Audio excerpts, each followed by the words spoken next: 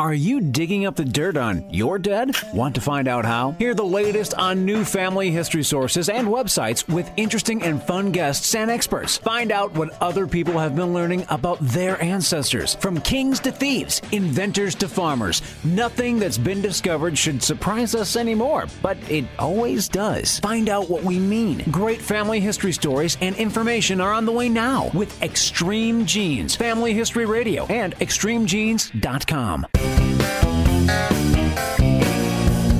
It's been this way for generations. Extreme Genes, Extreme Genes. Dates in the Bible don't quite match the marriage certificate. Extreme Genes, Extreme Genes. Uh-oh.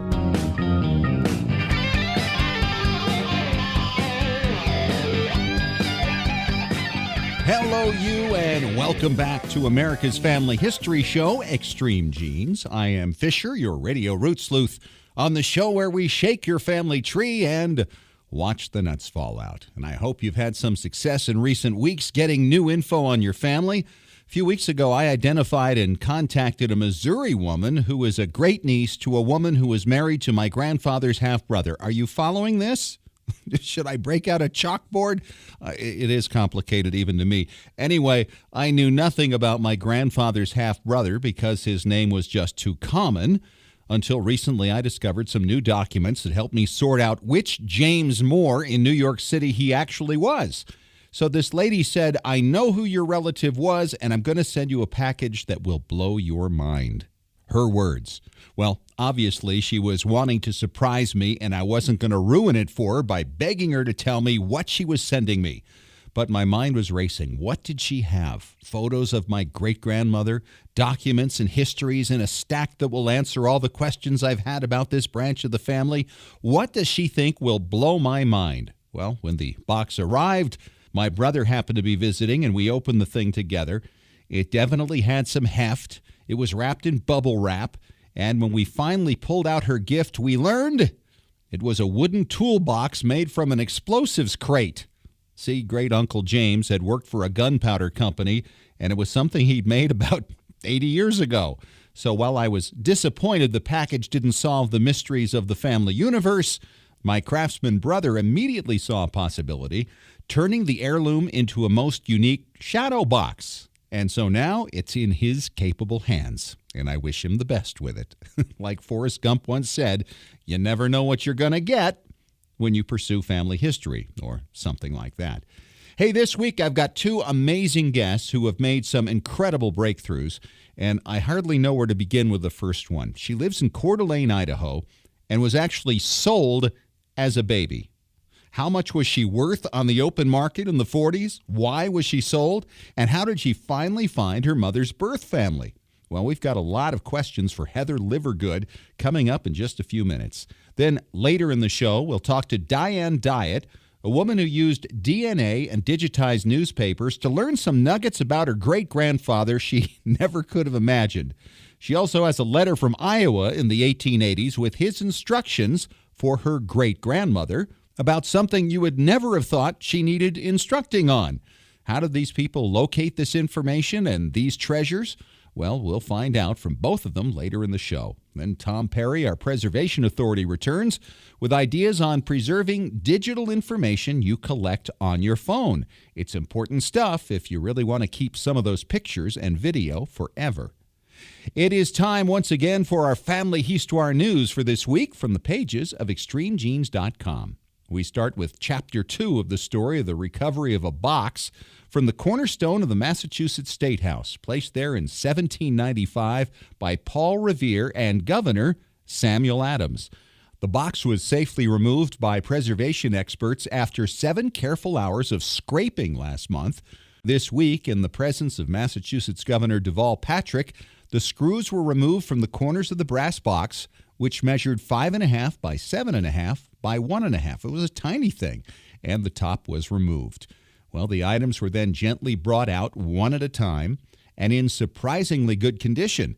Included were some old Boston newspapers, some 23 coins, including some from the 19th century, as the box had been examined once before in 1855, One of the coins dated to 1652, a so-called pine tree shilling.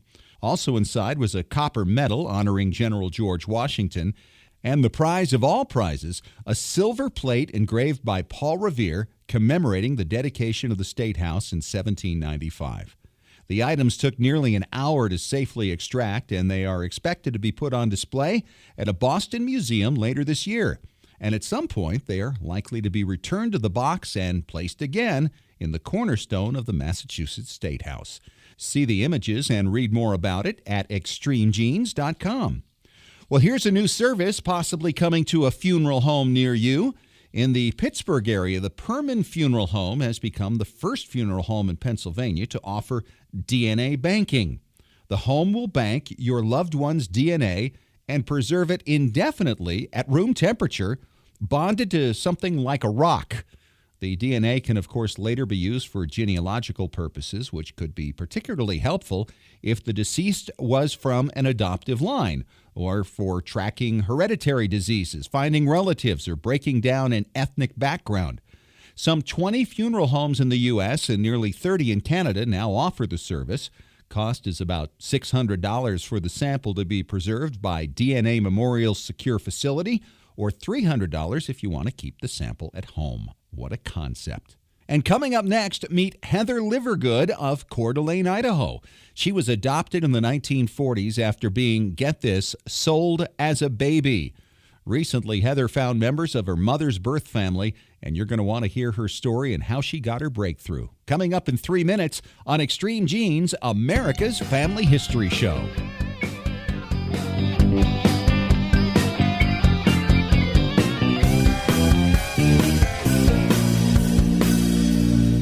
Genies, not long ago, something happened with one particular online research service that changed everything. It happened with a service that already has 75 million members worldwide, and it's not who you think it is. Hi, it's Fisher, and you know I'm always looking for new and better ways for you to discover your ancestors, not just the data, but the stories. The online service I'm talking about takes your family tree and then uses its powerful automated technology to match the people in your tree to over 5 billion records from around the world. Censuses, newspaper stories, vital records with 97% accuracy. This means no more wading through thousands of useless so-called hints. This also means the site itself is constantly looking for matches for you, even while you're sleeping. What site does all this? It's myheritage.com. You can try myheritage.com for free. Here's a special gift from me. Use discount code EXTREMEGENES after signing up and get an exclusive 20% discount at myheritage.com.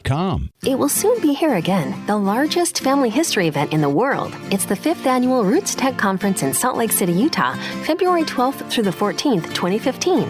Hosted by Family Search, Roots Tech is the perfect place to discover and share family connections, past, present, and future.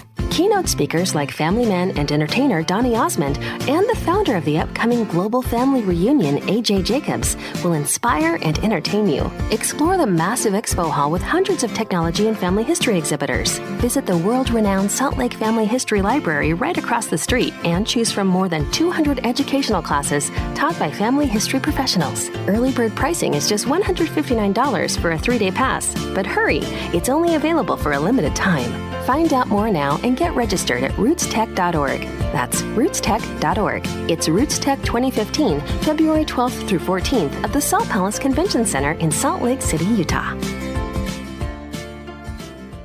While we all love diving into the deep end of our gene pool, don't forget about capturing the histories of those who are still with us. Go to Storyworth.com to start your family's story today. Each week, Storyworth.com will email a question to people whose stories you wish to preserve.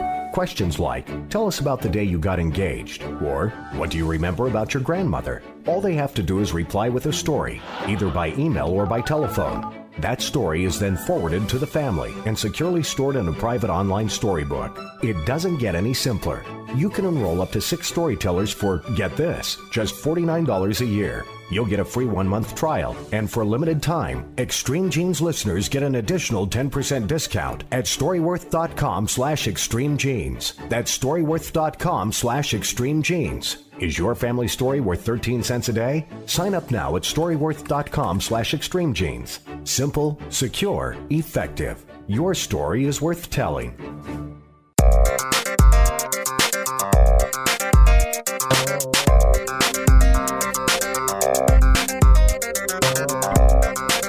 Hey, welcome back to Extreme Genes, Family History Radio, extremegenes.com. It's America's Family History Show. Fisher here, your radio root sleuth, and very excited to meet my next guest along with you. Her name is Heather Livergood. She's in Coeur d'Alene, Idaho. Hi, Heather. Welcome to the show. How are you today? Awesome. You know, it is so nice to have you on it. There are many people who love to research their past, as you've certainly done.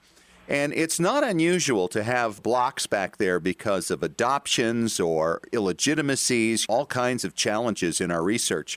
But typically, that's something we find from somebody way back. It's not us ourselves. And that was the case, though, for you.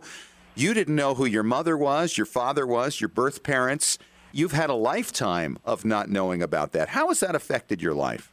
Well, you know, I think the question is who do I look like and where do I come from? And I wanted to know my roots. Even though I came from a great home, those are just questions that always bugged me. So that's why I started the search. And to be honest with you, if my adopted mom would have lived and my dad lived longer, I probably wouldn't have searched. But my adopted mom died when I was 3 and my dad died when I was 34. So that's when I started looking really seriously. When I was pregnant, I thought, oh, my gosh, wonder what this baby's going to look like. And so that's when I got my birth certificate. You could get it in Montana then if you were over 18, the sealed birth certificate, and that's what I did. How long have you been doing this?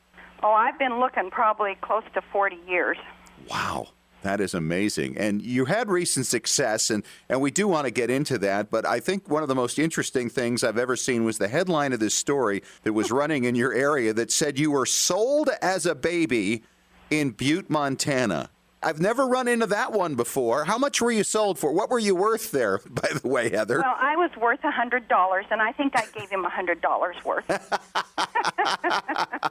But, you know, back in the 40s, that was a lot of money. My dad at the time, and I think I remember, and of course I was probably 10 or 12 then, but we sold donuts for a nickel. So probably when I was born, I bet he was selling donuts probably for a couple cents a piece. So even at a nickel, my dad would have had to sell 2,000 donuts. And that's a lot of donuts. To get the baby. Let's talk about that. If somebody is being sold, that must mean there's a seller somewhere. Who was the seller? What was the circumstance behind this that you've learned in your research?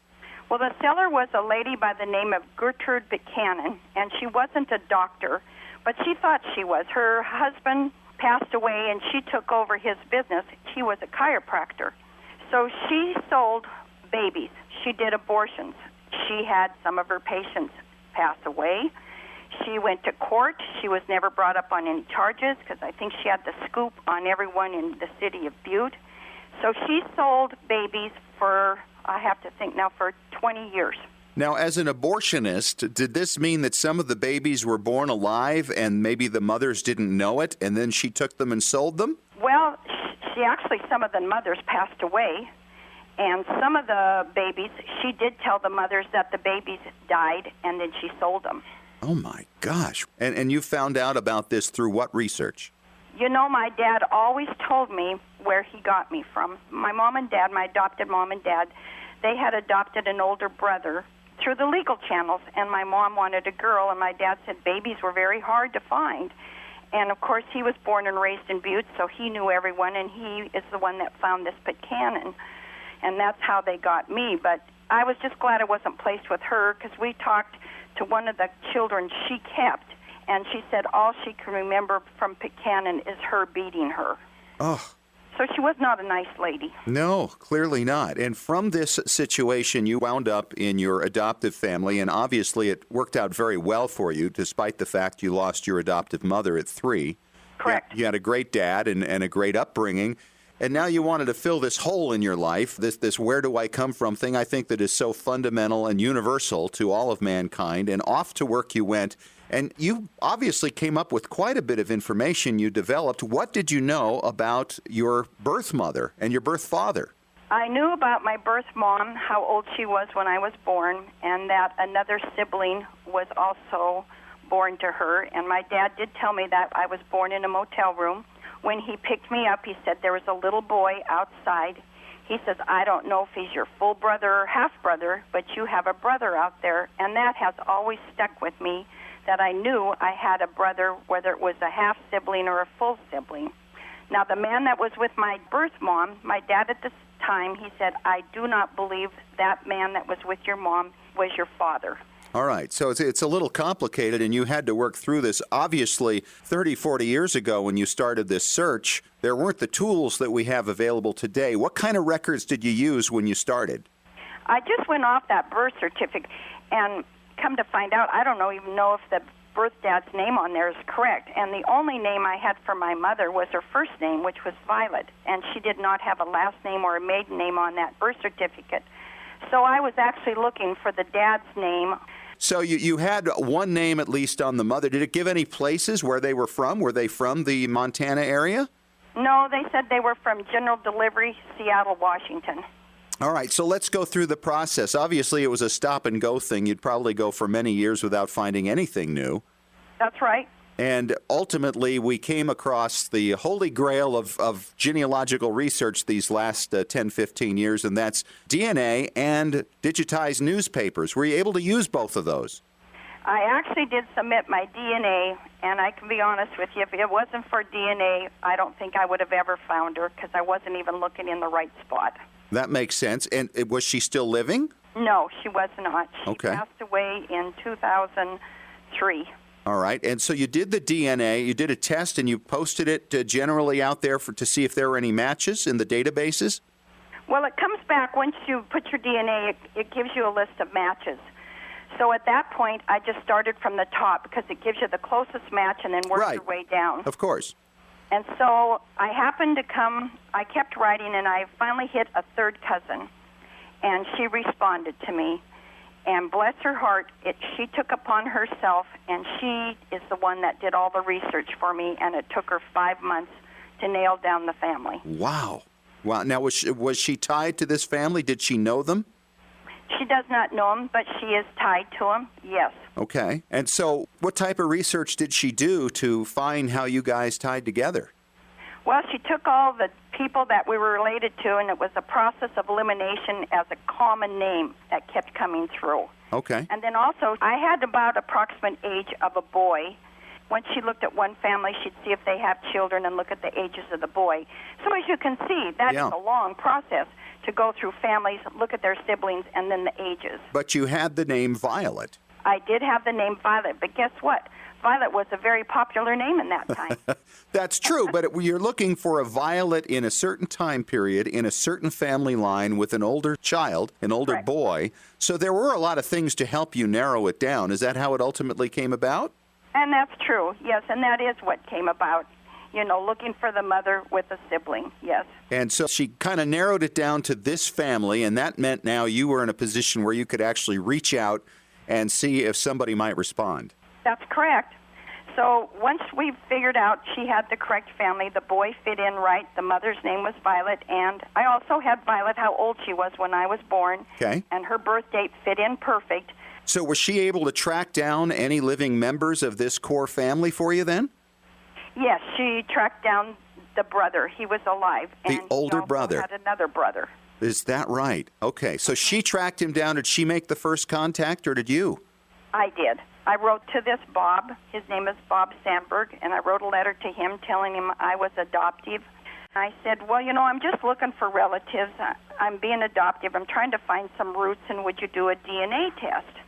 And he agreed.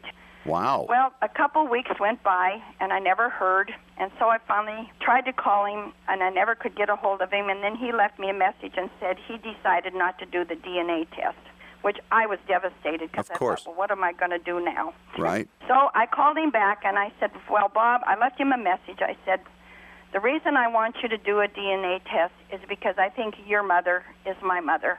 Well, that got his attention. Oh, yeah. So, of course, he's still skeptical. He doesn't know who I am. And, you know, submitting your DNA, that's something you have to think about. We've had articles in People magazine and in the local paper. So I sent him those articles just so he knew I was very upfront at this point. Sure. I figured I don't have anything to lose. So after he got the newspaper clippings, he sent the DNA test in. And when we got that test back, we were 99% close relation. Wow. How did he take that? Because it's obviously something he didn't know about, and he was the older sibling. Yes, he was. And he does not remember even traveling to Butte or being, waiting outside, or he has no recollection of that. Bless his heart, they took it quite well that they had a sister. He said he was disappointed in his mom that she would do that, and I told him I don't want them to think that way because you don't know the circumstances that she was in. No. And I didn't want them thinking less of their mother. Absolutely. We're never going to understand all the things that were going on with our people back in the day and what the reasons were, and it's just what it is. It is what it is, and that's what I told him. Just be thankful that I have found you, and we'll probably never know the reasons, but his dad and my birth mother, they stayed together. They had another child that's a year and a half younger than me. It was another boy. I mean, I guess I'm surprised that they stayed married, but you know as well as I do, people in those days did not get divorced. Not very easily. That's right. No. Well, Heather, tell us about now your relationship with this older brother and I guess a younger one as well. What's going on with that? Have you met? Yes, we flew down in September, my husband and I, and we met both of the brothers, and we met one of the brothers. He has 4 kids, and we met 3 of the 4 kids, and they took us out, and we had a picnic out in the woods. And, it went very well. I didn't really know what to expect. After all these years, you're meeting blood relatives, but you're also meeting strangers. That's right. Did you see resemblance? No, not very much. Maybe more towards the younger brother. They're very tall. They're like 6'1" and 6'3", and I'm 5'4". Oh. You never know, do you? No, but we always wondered because our youngest daughter is 5'10", and we always wondered where she got her height. So now we know. Unbelievable. She's Heather Livergood from Coeur d'Alene, Idaho. She was sold as a baby for $100 and has found her birth family. Heather, thanks so much for sharing your story. It's unbelievable. Well, and thank you for calling. And, I hope it gives hopes to other people that are looking. I would strongly say put your DNA and start searching. Good luck to you. Thanks so much, Heather. You betcha. And you have a good day. And coming up next, we're going to be talking to a woman who found an ancestor who built a musical broom. What was that all about? And what has she found on this guy? We'll find out next on Extreme Genes Family History Radio, America's Family History Show.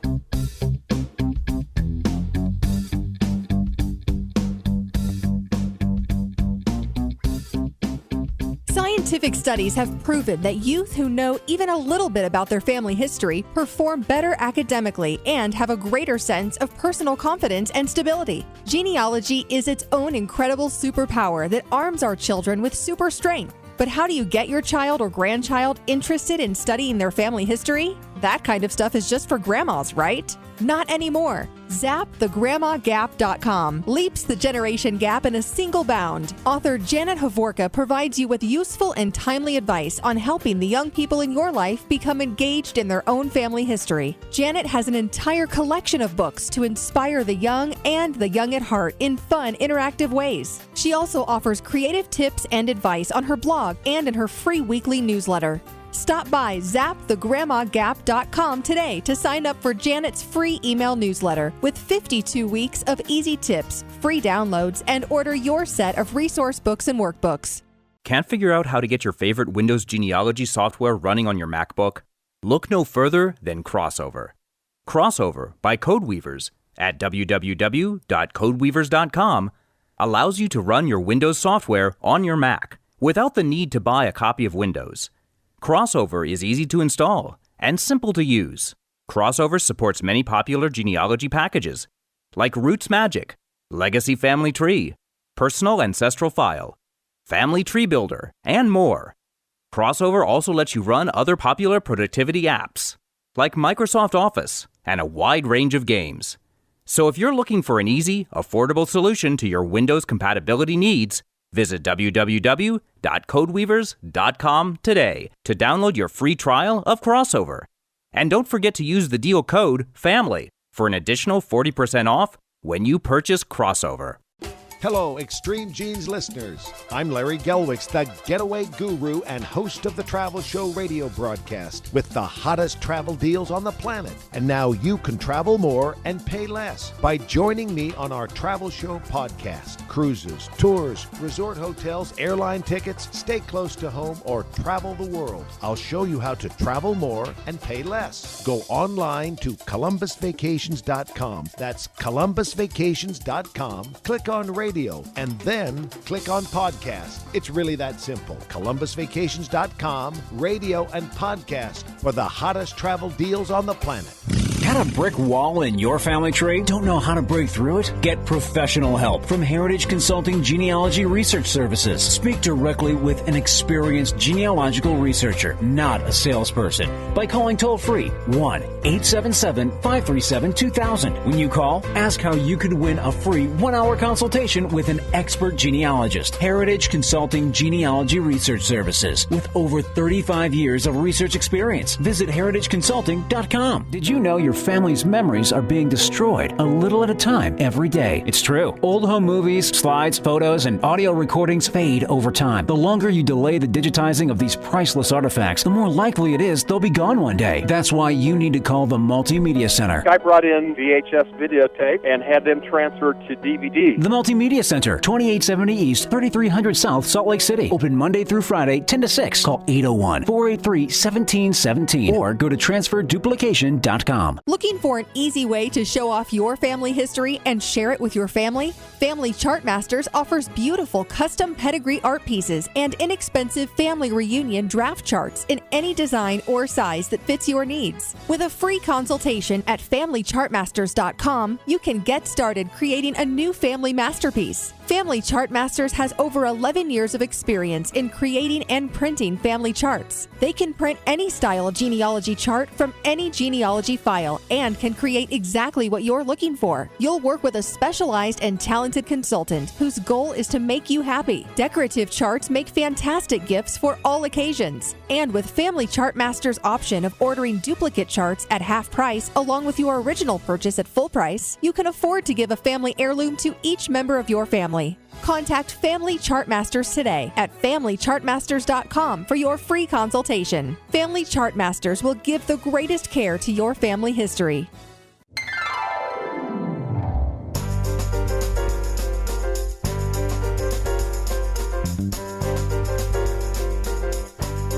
And welcome back to Extreme Genes, Family History Radio, America's Family History Show. And this is one of my favorite parts of doing this program is sharing people's success stories and some of the unusual and weird stuff and interesting and hard to find things that people come up with. And one of our listeners, Diane Dyatt, is on the line with us right now. Hi, Diane. You've been successful lately.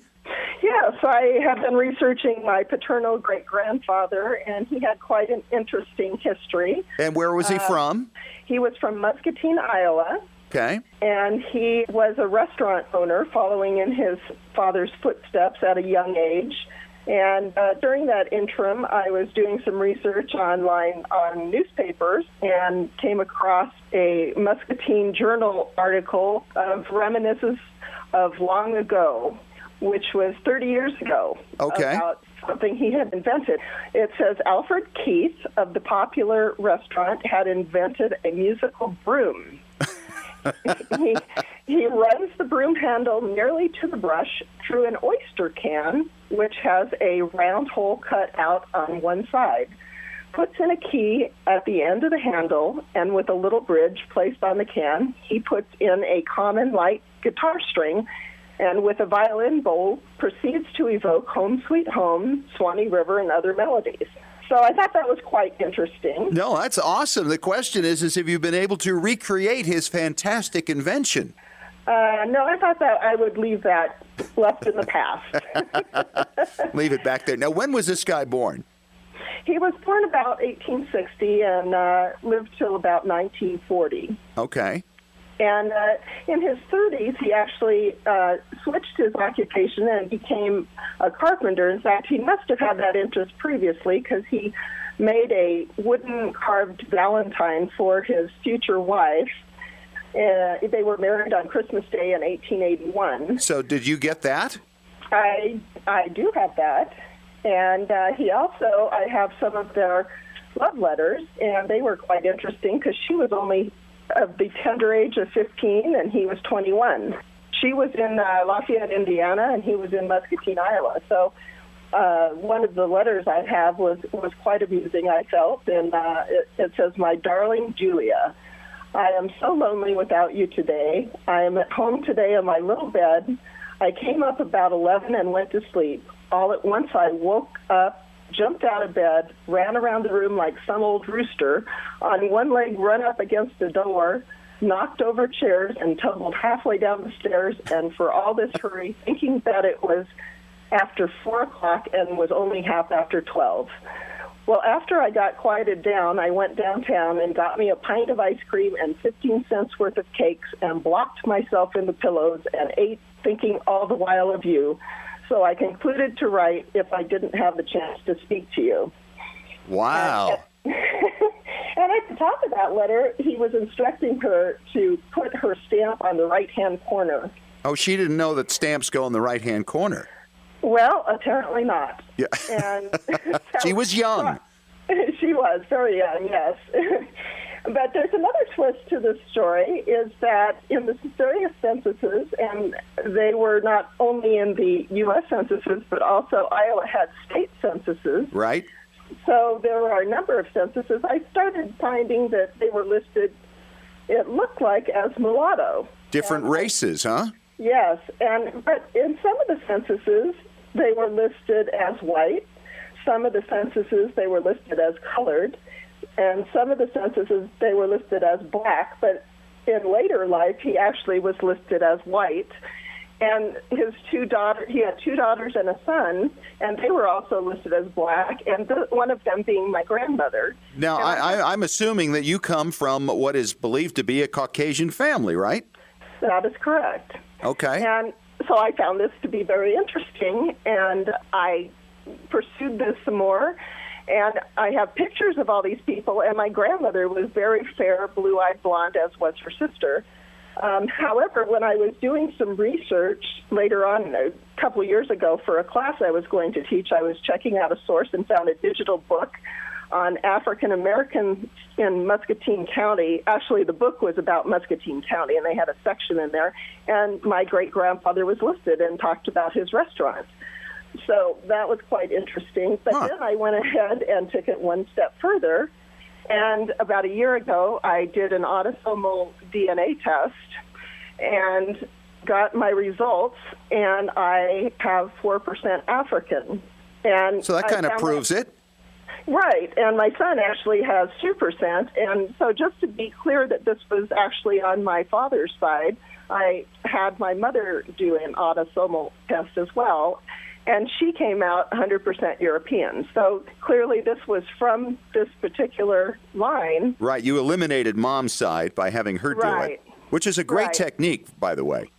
Yes. And so I do not know where this entered the line. And both Alfred Keith and his father, whose name was Ripon Keith, which is kind of an unusual name, they were both married to Caucasian women.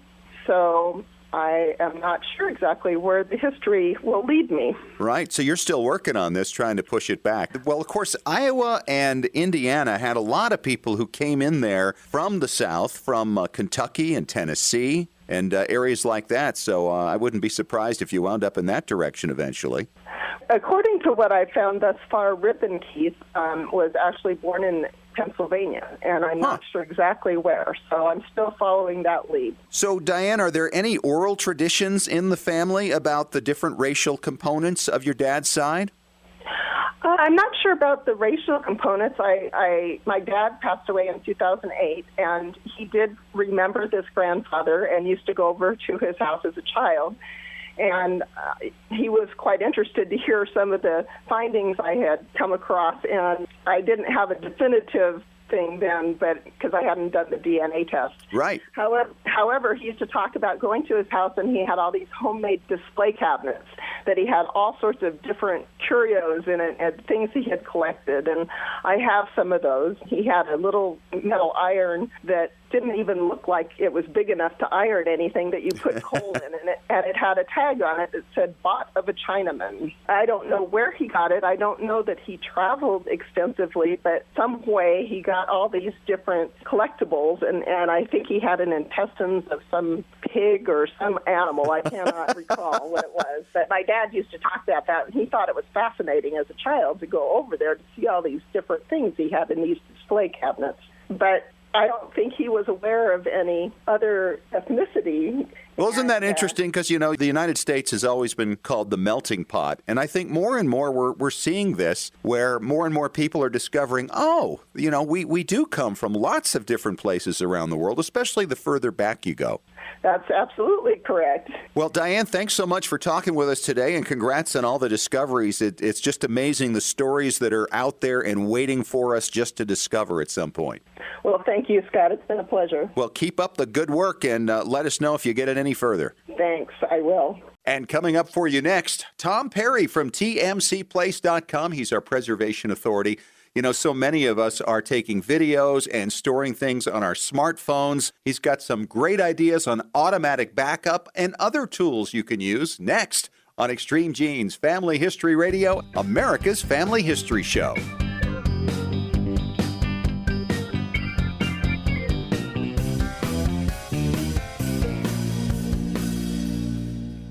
Hi, Genies, it's Fisher, and I've been telling you about MyHeritage.com's amazing new technology that searches your family tree day and night for you, finding matches even while you sleep in documents and other people's trees. Here's a find I never would have made without it. It's a newspaper story about a relative of mine, Paul Sagal, who I knew many years ago. It's from 1943, when Paul was serving in the Pacific. When he learned his father died, he wrote a poem to his brother that indicated he wouldn't be returning for the funeral. He wrote, "There'll be no furlough for me. I'm in the Marines, you see. Alive and well as I am, memories I'll keep of my dad." Then the newspaper editor added, "These are all the sentiments that will win this war. There are treasures like this one waiting for you now." Put MyHeritage.com's superb technology to work for you with a 20% discount. Just enter the one-word promo code EXTREMEGENES. MyHeritage.com is the next big thing. It will soon be here again, the largest family history event in the world. It's the 5th annual Roots Tech Conference in Salt Lake City, Utah, February 12th through the 14th, 2015. Hosted by Family Search, Roots Tech is the perfect place to discover and share family connections, past, present, and future. Keynote speakers like family man and entertainer Donny Osmond and the founder of the upcoming Global Family Reunion, AJ Jacobs, will inspire and entertain you. Explore the massive expo hall with hundreds of technology and family history exhibitors. Visit the world-renowned Salt Lake Family History Library right across the street and choose from more than 200 educational classes taught by family history professionals. Early bird pricing is just $159 for a 3-day pass. But hurry, it's only available for a limited time. Find out more now and get registered at rootstech.org. That's rootstech.org. It's Roots Tech 2015, February 12th through 14th at the Salt Palace Convention Center in Salt Lake City, Utah. Your priceless 8mm home movies and your precious family videos are deteriorating right now. Heat, moisture, insects, dust, mold, time, they're all robbing you of your family's memories. It's time to preserve those treasures right now by digitizing them at tmcplace.com. They've been preserving memories for over 40 years. Home movies, videos, audio tapes, vinyl records, photos, slides, and even scrapbooks. Whether your treasures are enduring the humidity of Massachusetts or the heat of Arizona, tmcplace.com can digitize your audio and images without harming the originals and returning them to you with free shipping both ways on most orders. TMCplace.com can even let you track your package in real time with a special GPS tracking device. Trustworthy, experienced, affordable. Call TMCplace.com toll-free at 1-866-483-1717 to talk to Extreme Genes Preservation Authority Tom Perry about your project. Or order online at shop.tmcplace.com.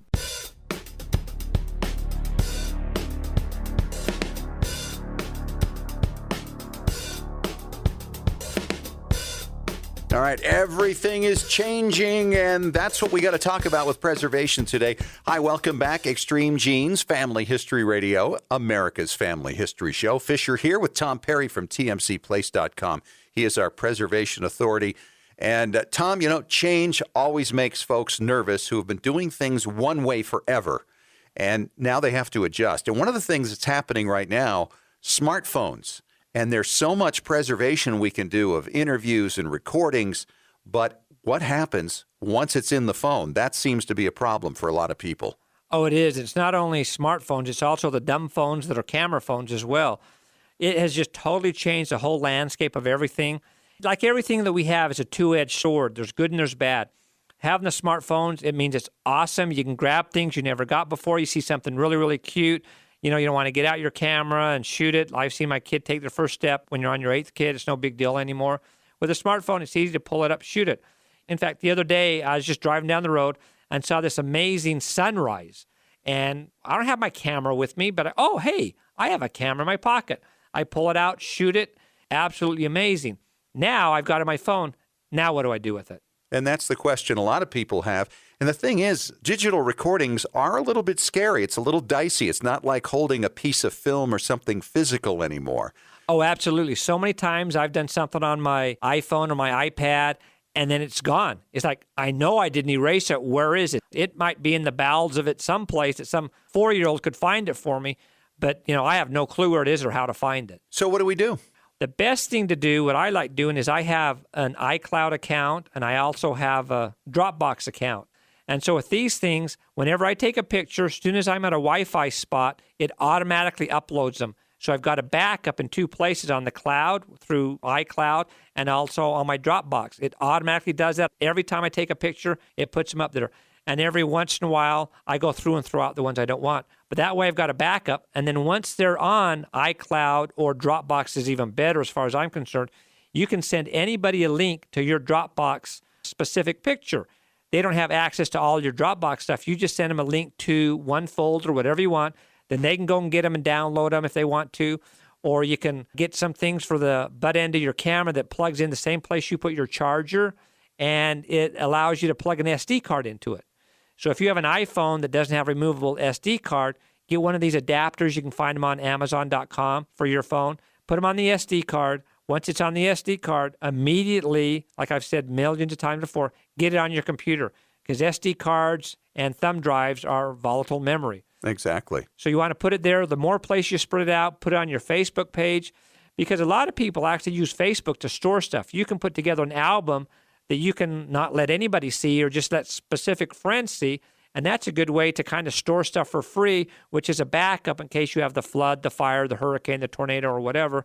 So you want to get this stuff spread out as many places as you can, so you've got the backups. But these iPhones and these camera phones, it's just amazing how it'll let you capture things, whether it's a police sting gone wrong, or whether it's somebody cutting you off on the road that's doing road rage. You could prevent a death. What are the costs for this automatic upload?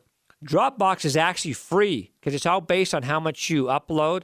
And the basic service, which would take care of probably most of the people, especially us old people that don't do a lot of this stuff, and it's free. And then you can say, okay, I want to buy this much more memory, and it's pretty cheap. I have a ton of it, and I pay less than $100 a year, and I have a lot of storage. That sounds like a great way to go. Yeah, and all it is a programming feature on your phone that you can say, hey, I want this tied to my Dropbox, so whenever I take a picture, as soon as I get in a Wi-Fi zone, so basically when I get home, I don't even have to touch anything. It automatically uploads. In fact, I have it programmed so it sends me a little note on my computer saying, I have uploaded 25 more pictures or 80 pictures or whatever. And every once in a while, if you start getting close to your maximum limit, go through and throw away some of the photos, because sometimes you're going to take bad photos, or you're going to accidentally hit the button. And I think another way to go would be to take your best ones and order online a Shutterfly book. Exactly. And because a physical book is a lot harder to delete. Exactly. It's almost impossible. Exactly. All right, we're going to take a break, and when we return, what are we going to be talking about? We're talking about some more places like Heritage Collectors, a great way to store books. We're going to go and talk into some specific ways that you can take better photos with your iPhone or your camera phone or your smartphone. When we return on Extreme Genes, America's Family History Show.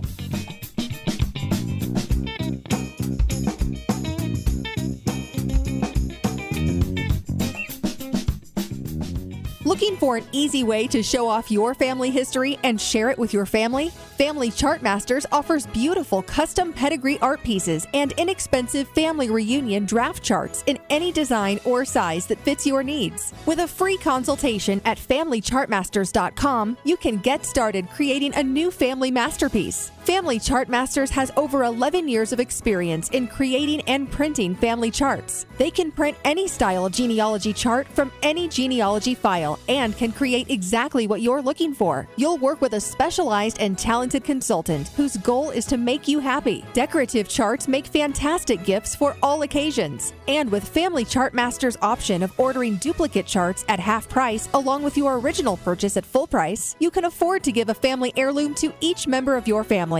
Contact Family Chart Masters today at FamilyChartMasters.com for your free consultation. Family Chart Masters will give the greatest care to your family history. When was the last time you heard your grandmother's voice or saw your family enjoying life back in the 1950s or 60s? If the reason is you haven't known what to do with your old recordings, videos, and films, here's your answer. The Multimedia Center in Salt Lake City. We brought in a video project to the Multimedia Center, and overnight they duplicated it to DVD so we could meet our deadline. The Multimedia Center, 2870 East, 3300 South, Salt Lake City. Open Monday through Friday, 10 to 6. Call 801-483-1717 or go to transferduplication.com. Hello, Extreme Genes listeners. I'm Larry Gelwicks, the getaway guru and host of the Travel Show radio broadcast with the hottest travel deals on the planet. And now you can travel more and pay less by joining me on our Travel Show podcast. Cruises, tours, resort hotels, airline tickets, stay close to home, or travel the world. I'll show you how to travel more and pay less. Go online to ColumbusVacations.com. That's ColumbusVacations.com. Click on radio and then click on podcast. It's really that simple. ColumbusVacations.com, radio and podcast for the hottest travel deals on the planet.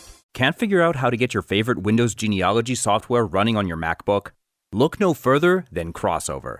Crossover by Codeweavers at www.codeweavers.com allows you to run your Windows software on your Mac without the need to buy a copy of Windows. Crossover is easy to install and simple to use. Crossover supports many popular genealogy packages like Roots Magic, Legacy Family Tree, Personal Ancestral File, Family Tree Builder, and more. Crossover also lets you run other popular productivity apps like Microsoft Office and a wide range of games. So if you're looking for an easy, affordable solution to your Windows compatibility needs, visit www.codeweavers.com today to download your free trial of Crossover. And don't forget to use the deal code FAMILY for an additional 40% off when you purchase Crossover. Scientific studies have proven that youth who know even a little bit about their family history perform better academically and have a greater sense of personal confidence and stability. Genealogy is its own incredible superpower that arms our children with super strength. But how do you get your child or grandchild interested in studying their family history? That kind of stuff is just for grandmas, right? Not anymore. ZapTheGrandmaGap.com leaps the generation gap in a single bound. Author Janet Havorka provides you with useful and timely advice on helping the young people in your life become engaged in their own family history. Janet has an entire collection of books to inspire the young and the young at heart in fun, interactive ways. She also offers creative tips and advice on her blog and in her free weekly newsletter. Stop by ZapTheGrandmaGap.com today to sign up for Janet's free email newsletter with 52 weeks of easy tips, free downloads, and order your set of resource books and workbooks.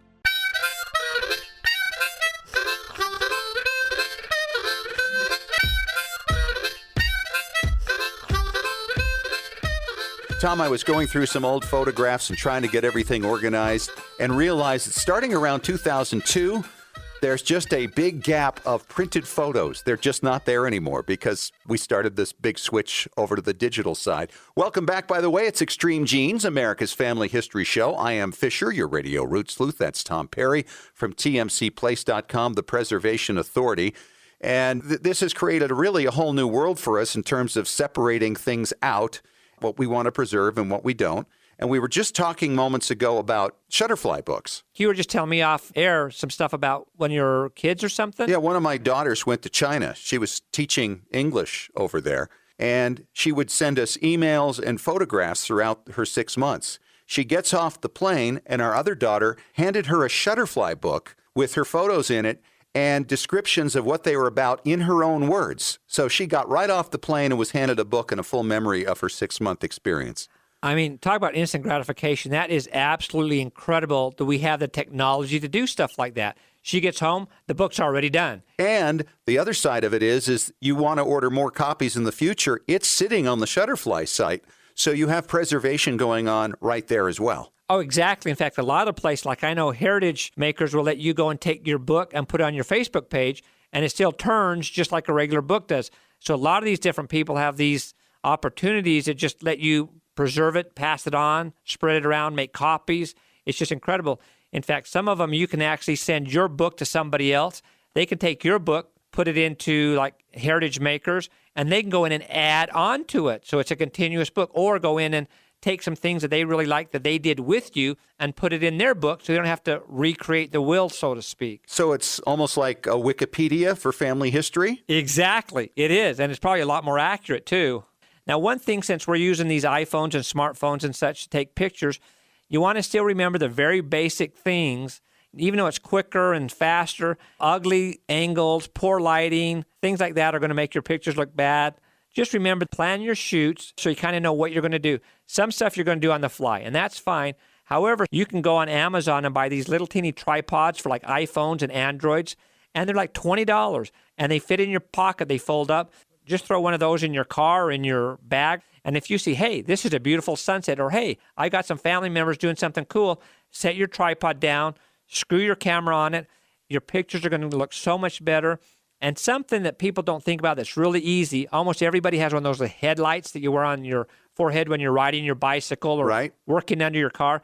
Keep one of those in your bag too, because something as simple as that, putting on a headlight and shooting somebody so they have a little more light on their face, will set them apart from the background and make your picture look so much better. Everybody will think you're a better photographer than you really are. Well, that is true, because each phone, whether it's an Android or an iPhone, is a little bit different in how it records and what kind of pictures it takes. Some are better than actual cameras. Oh, absolutely. The megapixels on some will just absolutely blow your mind.